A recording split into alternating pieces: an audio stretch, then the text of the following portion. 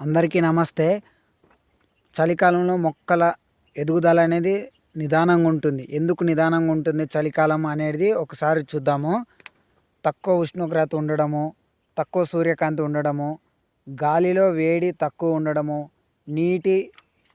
నీళ్ళు అనేది పాది దగ్గర, చెట్టు ఏర్ల దగ్గర ఎక్కువ ఉండడము.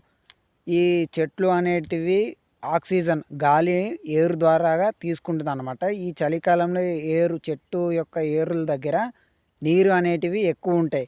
దానివల్ల గాలి తీసుకోవడం మొక్కకి కొంచెం అస్వస్థగా ఉంటుందన్నమాట. దీన్ని మనం ఎలా నివారించుకోవాలి?